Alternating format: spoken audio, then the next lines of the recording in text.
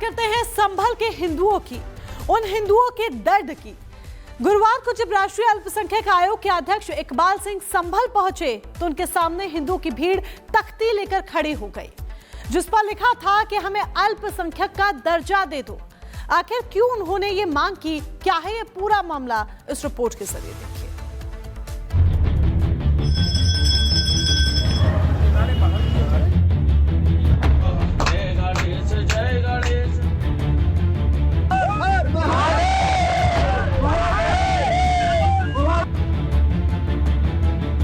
संभल में सनातन के सबूतों की तलाश अब भी खत्म नहीं हुई है। मंदिर से लेकर मूर्तियों तक इतने सबूत मिल चुके हैं कि सनातन विरोधियों के पास अब बोलने के लिए शब्द भी नहीं है।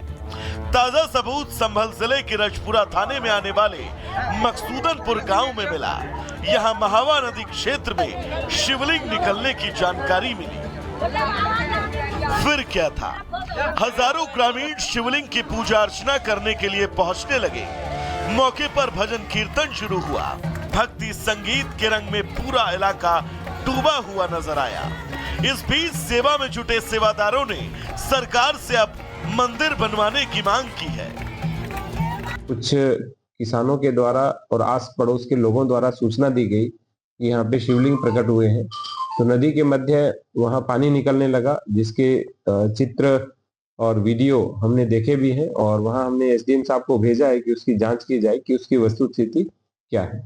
अपना यहाँ पर इतनी शक्तिशाली एक अवतार के रूप में यहाँ भोले बाबा निकले हुए हैं, अपनी खूब चमत्कारी दिखा रहे हैं। भक्त लोग भी आ रहे हैं और हम भी यहाँ पर यही चाहते हैं कि भोले बाबा की बहुत जल्दी से जल्दी यहाँ पर आश्रम मंदिर बनने की कोशिश की जाए। लेकिन जिन हिंदुओं के यहाँ सैकड़ों साल से होने के सबूत मिल रहे हैं, जो धरती बार बार ये संकेत दे रही है कि यहाँ शुरू से ही सनातन का भगवा रंग लहराता रहा है, उसी धरती पर आज हिंदू अपने अधिकारों के लिए बस जूझता जा रहा है। गुरुवार को राष्ट्रीय अल्पसंख्यक आयोग के अध्यक्ष इकबाल सिंह लालपुरा संभल पहुंचे। उन्होंने शाही जामा मस्जिद का दौरा किया तो वहीं हिंसा प्रभावित इलाकों का भ्रमण किया। लेकिन दौरे से पहले जब वो संभल के गेस्ट हाउस में थे, उस दौरान हिंदू समुदाय के लोग हाथों में तख्ती लिए पहुंचे।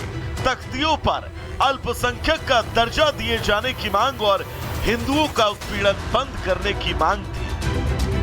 संभल में हिंदुओं के बहुसंख्यक से अल्पसंख्यक बनने तक का सफर कितना दर्दनाक है, यह आज हर कोई जान चुका है। पर अब लोग ये जानना चाहते हैं कि आखिर इतने साल से दर्द झेल रहे हिंदुओं को अब न्याय कब मिलेगा। Bureau report, Republic Bharat. Tirupati Devasthanam board की तरफ से एक फैसला लिया गया कि जो 18 गैर हिंदू कर्मचारी हैं उन्हें निकाला जाएगा। लेकिन इन सब प्रयासों के बीच में अब बीजेपी आंध्रा ने एक नई सिफारिश की है, एक नई मांग उठाई है। आंध्रा बीजेपी की तरफ से कहा गया है कि जो 1000 गैर हिंदू कर्मचारी हैं उन सभी को अब बाहर का रास्ता दिखा दिया जाए।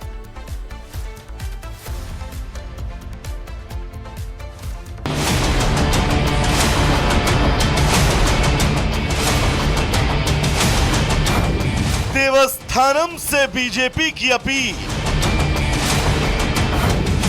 मंदिर बोर्ड में सर्जरी की मांग।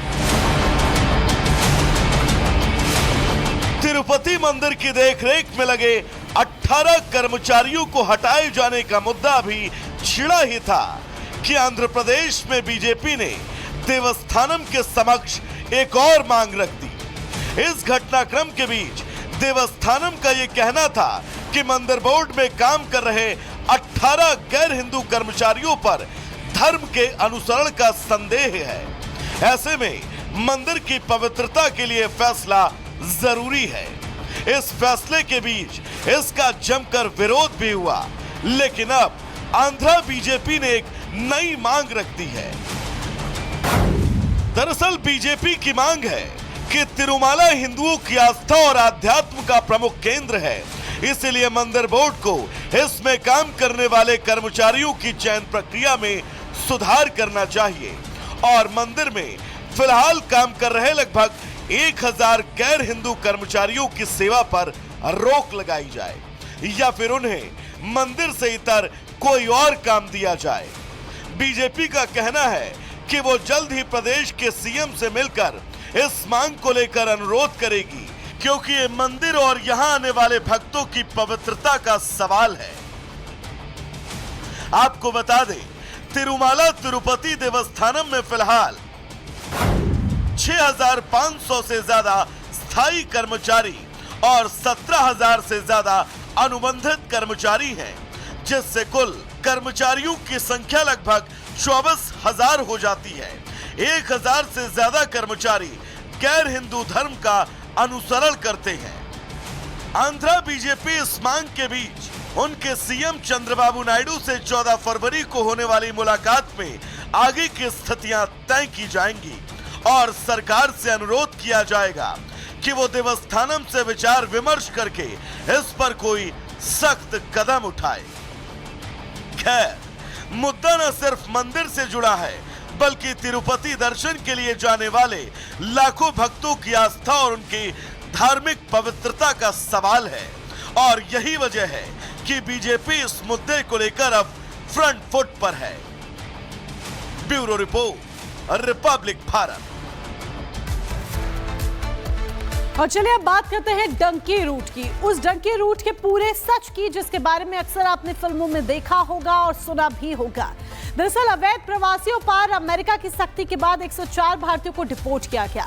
भारत पहुंचे अवैध प्रवासियों की हालत देखकर हर कोई अचंभित है। इन भारतीयों ने वहां तक पहुंचने के लिए एजेंट्स के झांसे में आने और उस दौरान हुई परेशानियों को साझा किया है।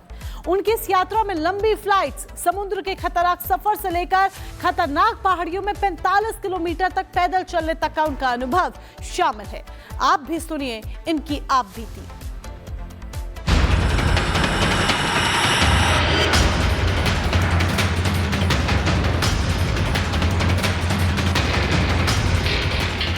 सपनों को पंख लगाकर अपने जीवन को नया आयाम देने कई भारतीय 7 समंदर पार की उड़ान भरते हैं, लेकिन अवैध रास्तों का सफर उन्हें सपनों की मंजिल पर नहीं बल्कि दर्द पीड़ा की उस राह पर पहुंचाता है जिसकी शायद कोई मंजिल ही नहीं। अमेरिकी सेना का military aircraft C-17 globe master 5 फरवरी को पंजाब के अमृतसर में लैंड हुआ।